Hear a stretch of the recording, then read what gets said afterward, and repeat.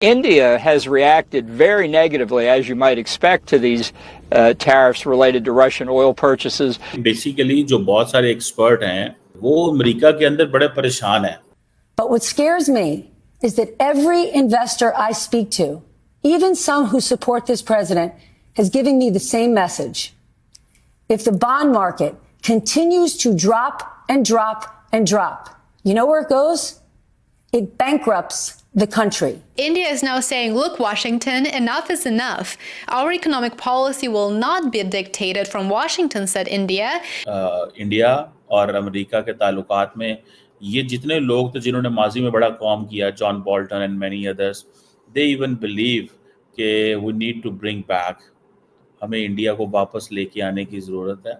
And the markets continue to sink, both the bond and stock market. Putin India भी जा रहे हैं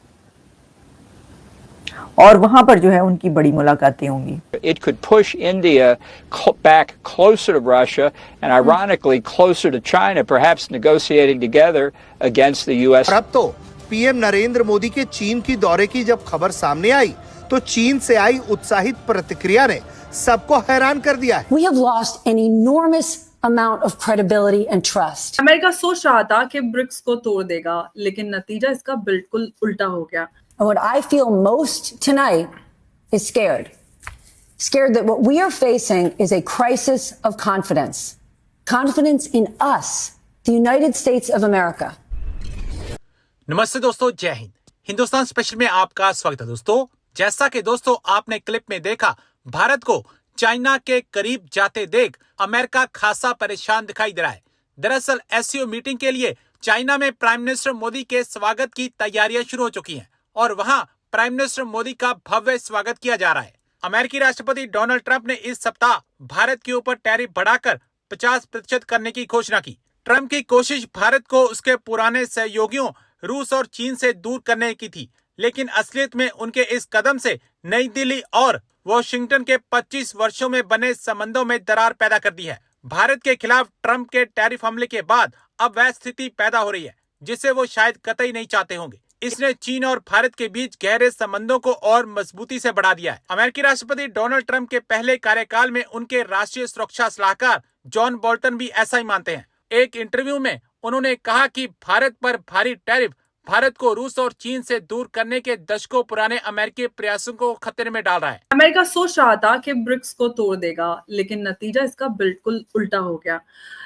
इस दबाव के चलते ये जो पांचों देश हैं ये और ज्यादा एकजुट हो गए हैं. ट्रंप एडमिनिस्ट्रेशन के नए टैरिफ हैमर ने ब्राजील, इंडिया, साउथ अफ्रीका और चाइना पर 30 से 50% तक ड्यूटीज को लगाया है और रशिया पे सेकेंडरी सैंक्शन के जरिए और भी रशिया को स्क्वीज किया है. लेकिन इस बार ब्रिक्स कंट्रीज अपनी सोलो फाइट नहीं लड़ रहे. ब्राजील ओपनली कह रहा है कि जॉइंट ब्रिक्स रिस्पांस चाहिए, not individual deals with USA. तो ये जो अपने आप में बड़ा डेवलपमेंट है, यूएस हेजेमनी को काफी चैलेंज कर रहा है. मोदी सरकार ने लूला, शी जिनपिंग और पुतिन से डायरेक्ट डायलॉग किया है. और क्या इंडिया की ये बैलेंसिंग एक्ट, एक तरफ ब्रिक्स की सॉलिडारिटी और दूसरी तरफ यूएस से टाइज, लॉन्ग टर्म चलेगा? किस तरह से इसके नतीजे नजर आएंगे? क्या ब्रिक्स अब अमेरिका को जो अमेरिका का ग्लोबल ट्रेड का डंडा है उसके खिलाफ एक नया इकोनॉमिक जो है एक अपना एक वो खड़ा कर लेगा?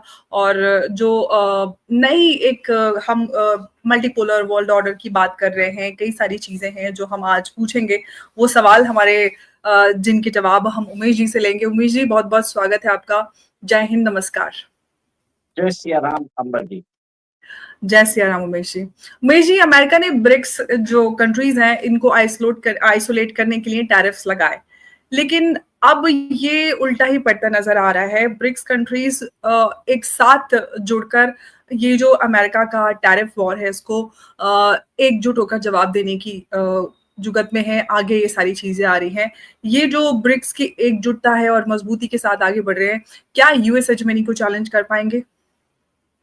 देखिए, यूएस हेजेमनी का ऐसी बात है कि यूएस खुद ही अपने पांव पे कुल्हाड़ी मार रहा है. सबसे पहले तो उन्होंने यूक्रेन वॉर के अंदर रशिया के एसेट्स फ्रीज कर दिया था $300 बिलियन.